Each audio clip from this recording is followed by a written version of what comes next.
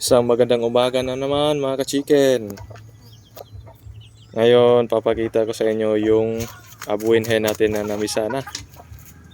Yes guys, namisa na yung abuin hen natin na pinakita ko sa inyo dati na naglilimlim. Ito na siya ngayon.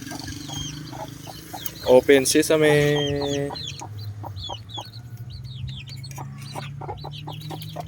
Tadaan! Ayan na guys. 8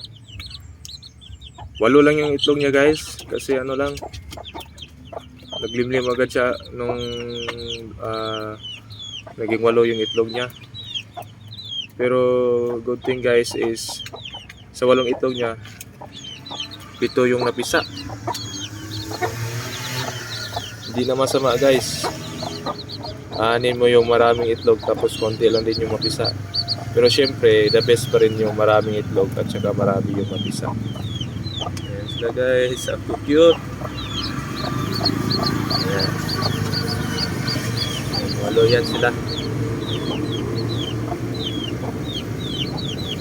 Saka yung isang ano natin, hen din na dumalaga, yung gold abuhin, naglimlim na din. 11 yung eggs nun. 11 eggs. Ayan sila oh. May isang abuhin. Isa lang yung abuhin. Gusto ko pa naman sana yung ano mga ka-chicken, yung kulay na abuhin. So isa lang. Okay na rin. Mga sa susunod marami na rin yung abuhin. Yan, kakatapos lang din natin magpakain.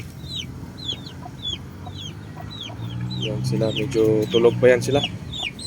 Maaga pa kasi. Ito naman yung update natin sa ano, yung itim natin na ulwanuhin. Medyo malaki na rin yung mga sisiw niya dito. Yan. 3 piraso lang oh. Ayan. So close. Set ka konti.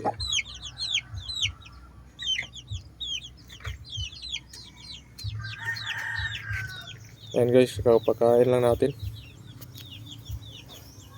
Ayan sila. Yung iba nagsialisa na. Ang aarte nyo ha. Yung iba nagsialisa na. Ayan sila.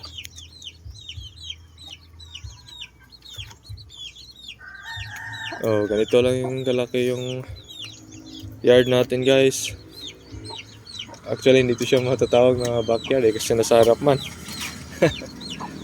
Ayan o, national highway yan.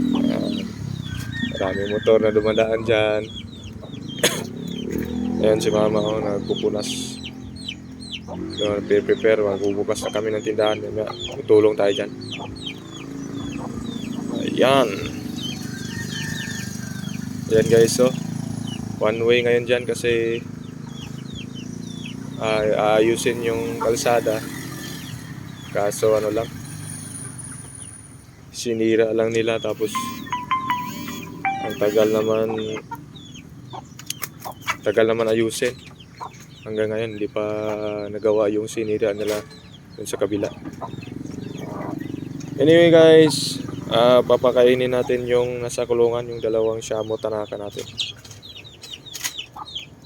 Alright guys, ito na yung Shamo Tanaka natin. 3 months old mahigit, running 4 months to sila. Ayan na.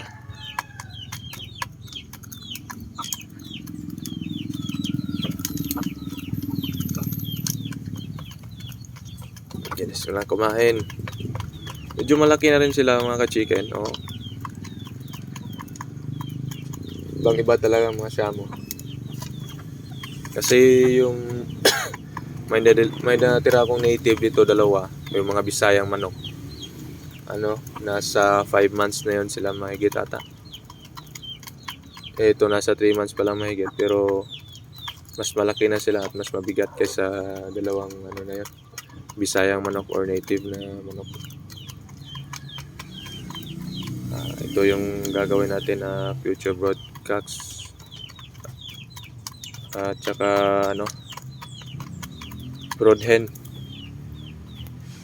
Ayan, kain kayo para mabilis pa kayong lumaki at tumangkad pa kayo. So, yun lang muna mga ka-chicken ang update natin ngayon. Update ko lang sa inyo yung sunod papakita ko rin sa inyo yung natin yung gold na abuhin hen naglimlim na. So, thank you mga ka-chicken sa palaging panonood sa aking mga videos, and paki-subscribe na rin at paki-hit yung notification bell. God bless.